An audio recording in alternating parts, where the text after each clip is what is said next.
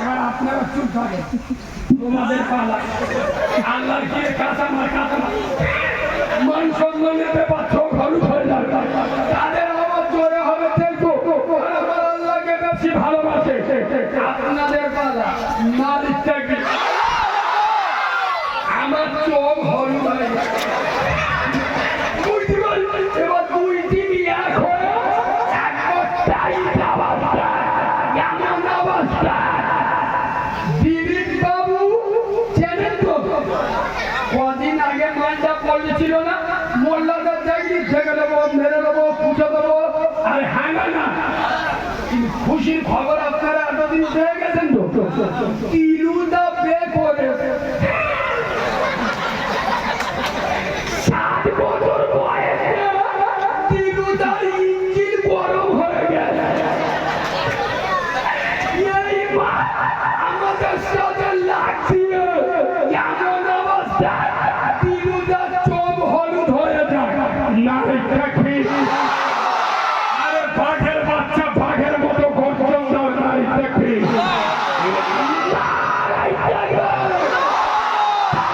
পীরের হক ফিলফিলা, ফিলফিলাই মোটা তাদের সাবা।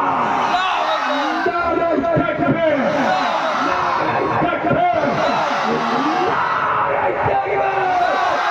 আল কুরআনের আলো, রসুলে আল কুরআনের আলো, আল হাদিসের আলো, ফুলের সুবাস, চাঁদের হাসি, নামাজ পড়তে ভালো বাসি পাকা সেদিন জুমার নামাজ সারা নামাজ পড়ে না, তারা বলে নামাজ পড়তে। এখানে একটা ছোট্ট হাদিস বলি, আপনাদের কাজে লাগবে, খুব দারুণ হাদিস। একবার সুবহানাল্লাহ বলুন। সুবহানাল্লাহ। একটু সুবহানাল্লাহ দেন, ঝালের ভাত বেশি হয়ে গেছে, একটু মিষ্টি করে সুবহানাল্লাহ বলুন। সুবহানাল্লাহ। একটু ভালোবাসা দিয়ে সুবহানাল্লাহ বলুন। সুবহানাল্লাহ।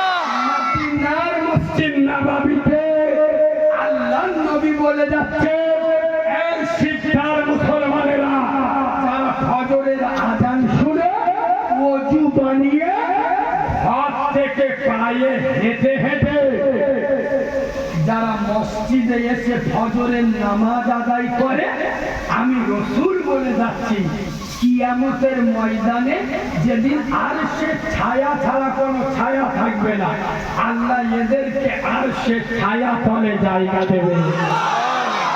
আজ বড় মুসলমান ফজরের আযান শুনে পায়ে হেঁটে মসজিদে যায়, ডাক্তারখানায় গেছে, ডাক্তার বলতে যে ও চাচা চোখ নীল হয়ে গেছে। বলে কি হয়েছে? বলে তোমার সুগার। কি করতে হবে? বলে সকালে 1 ঘন্টা করে হাঁটতে হবে। চাচির দিকে তো বলে চাচির তো চোখ বুলু হয়ে গেছে। কি আছে? বলে বেরোচ্ছে। কি করতে হবে? বলে সকালবেলা 1 ঘন্টা হাঁটতে হবে। কুমড়োর মতো শকিল শরীর না, সকালবেলা হাঁটতে। ঠিক বলছি না ভুল বলছি? খোদার কসম, এরা যদি আমার নবীর কথা মেনে প্রতিদিন ফজরের আযানে এরা হেঁটে হেঁটে মসজিদে যেত, তাহলে এদের শরীরে ব্লাড প্রেশার আর সুগার ঢুকতো না। আল্লাহু আকবার। ইয়া রাসূলুল্লাহ। এবার দারুণ স্লোগান দিয়েছে, নারায়ে রিসালাত, ইয়া রাসূলুল্লাহ। তবে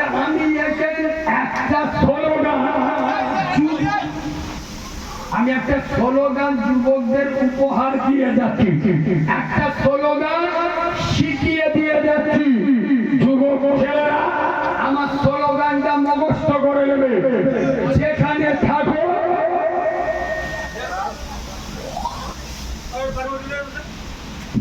পানির একটা বোতল দাও।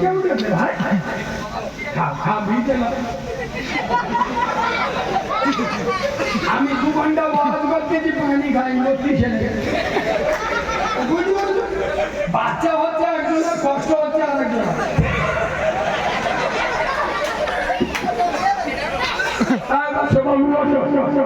আমি তোমাদেরকে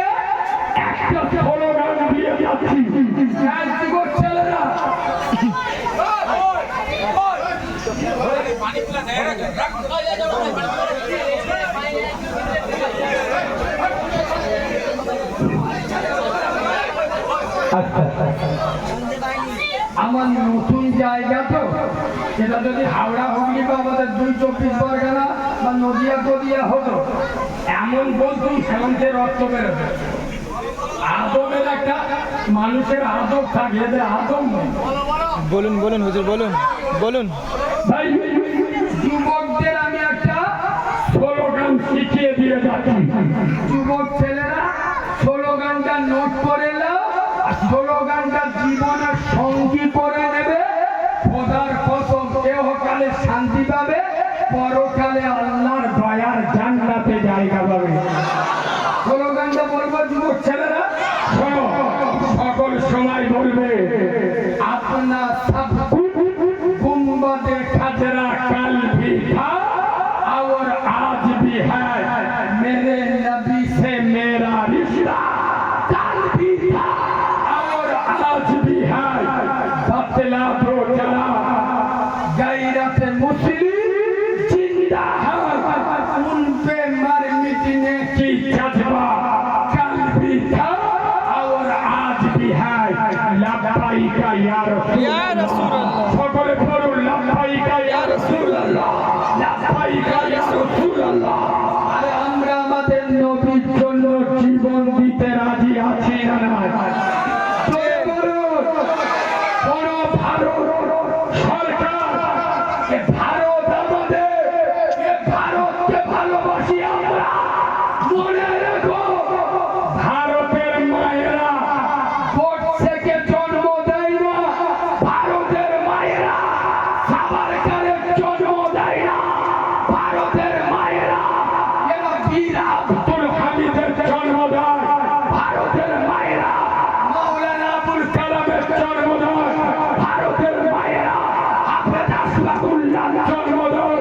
খোদার কসম দেশকে ভালোবাসা ইমানের অঙ্গ।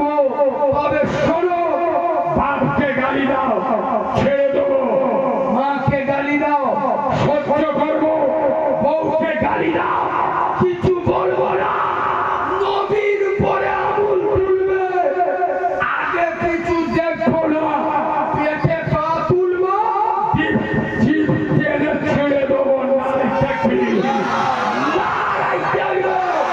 কেননা আমরা সব সহ্য করতে পারি, আমেনার লালের অপমান মানতে পারি। আমি ওয়াজ যতক্ষণ করি আর যাই করি, খালি একটা কথা বলি, এই বাবা, আপনার বাপের জ্বর হয়, কি হচ্ছে? ডাক্তার কাছে নিয়ে ডাক্তার হাগার ওষুধ দিয়েছে। হয়েছে কি? জ্বর, ওষুধ দিচ্ছে কি? পায়খানা, সারবে কি? সমাজে যে রোগ হয়েছে সেই রোগের ওষুধ দিতে হবে। সমাজে মুসলমানরা 100-র মধ্যে 98 জন বেনামাজি, 100-র মধ্যে 99টা বাড়িতে সুদের ব্যবসা চলে, 100-র মধ্যে 70 জন বাংলার ভাত খায় না, 100-র মধ্যে 40 জন কলকে বাহিনীর সদস্য, 100-র মধ্যে 30 জন মোটর বাহিনীর সদস্য। মুসলিম সমাজ মদ, সুদ, জেনা, ব্যভিচার, বন্ধন, পুরুগুলো, নামাজ না পড়া, রোজা না করা, পুরো গুনায় ডুবে গেছে। আর আমার মতো মৌলবি 20,000 টাকা বাদে জলসায় এসে খাজা বাবার ওয়াজ করতে, আরে নানির কবর পাঁশকুড়ায় কোলাঘাটে বসে কাঁদতে, নানি শুনতে পাবে? সারা এরা নামাজ পড়ে না, রোজা করে না, বাম্মার ভাত দেয় না, নেশা করে, এদের কাছে বড় বিশ্বাসের ওয়াজ করলে কাজ হবে? কথা বলে না। যে রোগ হয়েছে বেনামাজিদের বিরুদ্ধে বলার দরকার আছে না নেই? আমি কি বোঝাচ্ছি আপনারা বুঝতে পারি? সারা জীবন যদি ডাক্তার ওষুধ চালায়, রোগ যদি না ধরতে পারে, আমি রোগটা তুলে দিয়ে যাচ্ছি। শোনে, মুরব্বীরা আমার সঙ্গে একমত হবে, আজ থেকে 20-25 বছর পিছিয়ে যাবে। 20-25 বছর আগে এই গ্রাম অঞ্চলে, পাড়া অঞ্চলে কুকুরের অত্যাচার ছিল না, ছিল না। যদি বাইরের কোনো লোক গ্রামে ঢুকতো না, কুকুরগুলো ডাক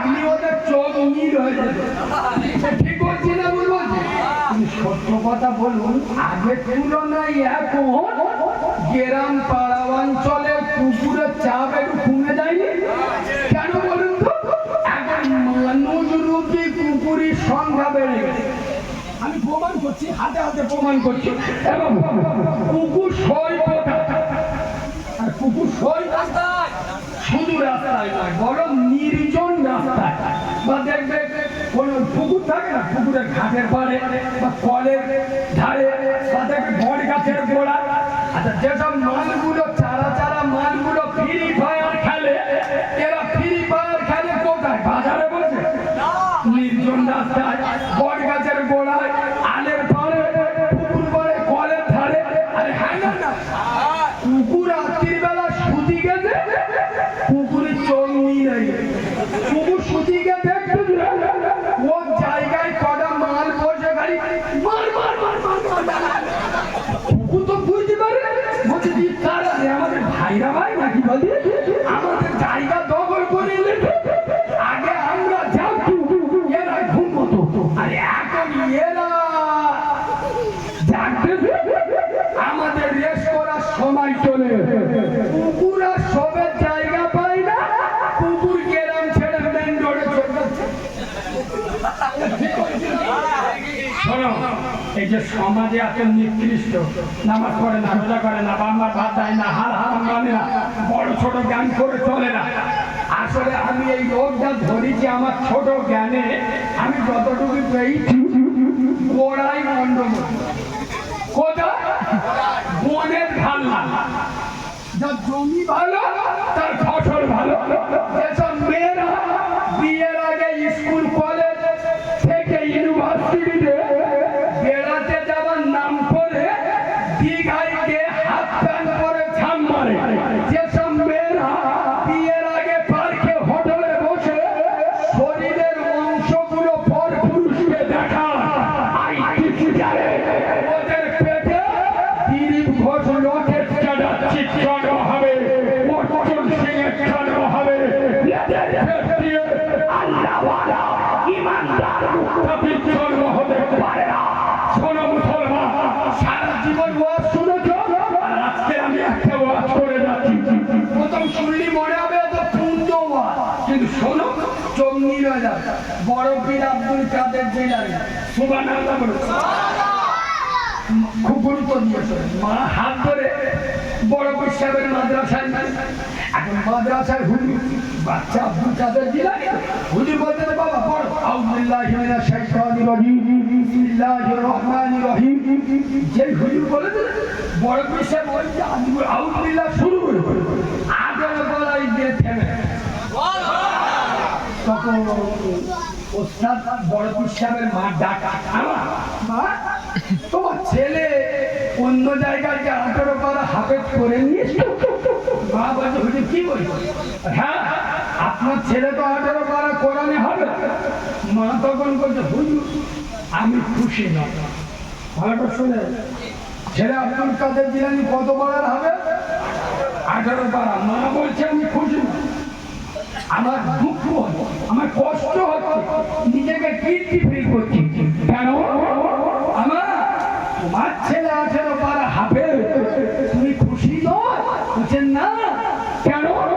শোনো, আমার ছেলে আব্দুল কাদের দুনিয়ার কোন মানুষের কাছে কোরআন শেখে।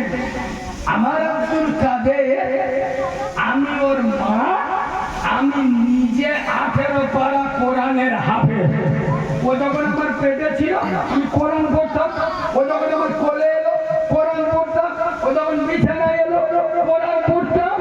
সুতরাং আমার কাছে শিখে 18 পারা কোরআনে হাফেজ হয়েছে। কেন? আমি ওর মা, আমি নিজে 18 পারার হাফেজ।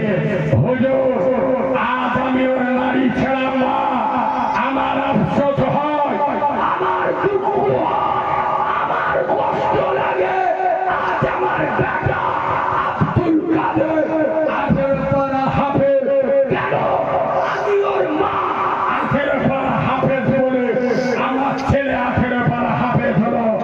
আমি যদি কষ্ট করে চেষ্টা করে পরিশ্রম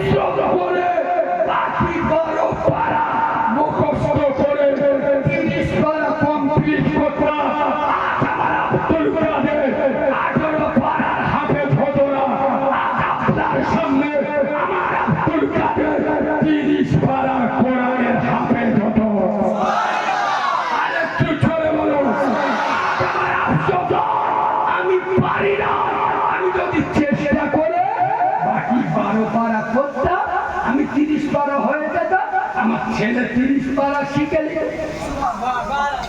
সেই আব্দুল কাদের জিলানী মাকে প্রশ্ন করছে, ডেঞ্জারের কথা বলছো শোনো, এবার ওয়াজ চালু হচ্ছে মেন ওয়াজ। বড় পীর আব্দুল কাদের জিলানী হুজুর মাকে জিজ্ঞেস করছে, মা আমার মা আমার আমি যখন তোমার পেটে ছিলাম আমাকে পেটে নিয়ে তুমি কোন হারাম কাজটা করেছো? বড় পিসা হুজুর মাকে বলছে, মা আমি তোমার পেটে থাকা অবস্থায় তোমার দ্বারাই কোন হারাম কাজটা হয়েছে বল। মা বলছে, আব্দুল কাদের, ও বাবা আব্দুল কাদের এত বড় কথা বলতে পারলে বাবা, আমি তোর মা। আব্দুল কাদের জিলানী হুজুর বলছে, মা আমাকে ক্ষমা করে দিও, ও মা বিয়াদবি মাফ করে দিও, কিন্তু মা তোমার বলতে হবে, কেন না আমি যখন কোরআন মুখস্থ করি আমার কষ্ট হয়, মাঝে মাঝে আমি ভুলে যাই। মা কিছুক্ষণ পরে বলছে, আব্দুল কাদের চিন্তা করিস না, তোর মা বলছে,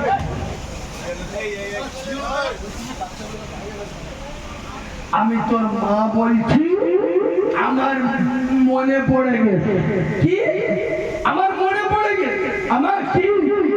বড় সাহেবের মা বলছে, বাবা তুই যখন আমার পেটে ছিলিস একবার তোকে পেটে নিয়ে আমি তোর নানার বাড়ি গিয়েছিলাম, মানে আমার বাপের বাড়ি গিয়ে দেখলাম তোর নানার উঠানে আচার শুকাচ্ছে। আচার বোঝেন তো, যেসব মেয়েদের একটু পেটে বাচ্চা আছে ওদের একটু টক জাতীয় খেতে ইচ্ছা হয় না, তো বড় পীর সাহেবের মা বলছে, বাবা তোর নানার উঠানে আচার শুকাচ্ছে, আমি মনে মনে করেছি তোর নানা, আমি না বলে খেয়ে নিয়েছি।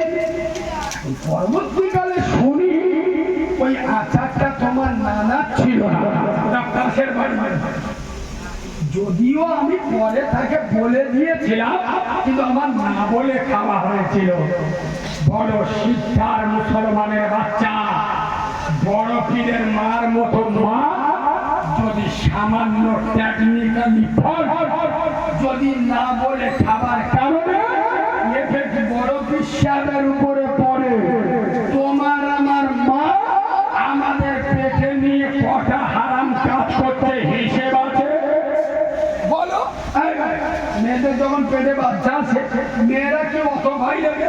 পেটে বাচ্চা যেন লাজুক হয়, লজ্জা লাগে, বাইরে বের হয়ে যাবে, ঘরের ভিতরে থাকে, সারাদিন কত শুয়ে বসে থাকবে টিকটক দেখতে। হ্যাঁ না না টিকটক, পেটে বাচ্চা ওর মুখে কোরআন হাদিসের বলবনি, এখন তো নামাজ তো দূরের কথা, টিকটকে দেখতে। আগে আমি যেমনি ছিলাম তেমনি করে দে, মানে ও আগে কি হিজড়ে থাকবে নাকি বলে? খোদার কসম, সিদ্ধার সোনামণি মা বোনেরা, আমার মাইকের আওয়াজ যারা শুনছো, খোদার কসম আমি মায়েদের অপমান করি না। আমি একজন মা হারা, আমি যেদিন হয়েছি আমার মা মরে গেছে, আমার মাকে আমি দেখিনি, আমার মাও আমাকে দেখেনি। সিদ্ধার মেয়েরা তোমরা আমার মায়ের মতো, খোদার কসম তোমরা আজ মেকআপ করছো, বিভিন্ন রকমের মুখি মাখা মাখছো, চাচ্ছাওয়ালের মা আল্লাহর কি যে মেকআপ করেছে পুরো কুমড়োর মতো হয়ে গেছে। ঠিক বলছি না? চাচ্ছাওয়ালের মা কচি সেজে গেছে, খোদার গজব পড়বে তোদের উপরে। শোনো মহিলারা, তোমরা যারা মেকআপ করো, খোদার গজব যেদিন তোমার চোখটা বন্ধ হবে, দেহটা নিতর হবে, তোমার জীবনের শেষ মেকআপ যেদিন করানো হবে, সেদিন ফেস পাউডার দিয়ে হবে না, বডি লোশন দিয়ে হবে না, ফেরা লাভলি দিয়ে হবে না, তোমার জীবনের শেষ মেকআপ হবে আতর আর শর্মা দিয়ে। ঠিক বলছি না? আমার যত ভালো দেখতে হোক, কবরে যাবে, পোকায় খাবে না খাবি? পোকা বলবে মেয়েটার হেভি দেখছি, একটা চুমো খায়, কোথা বলে না পোকা খাবে না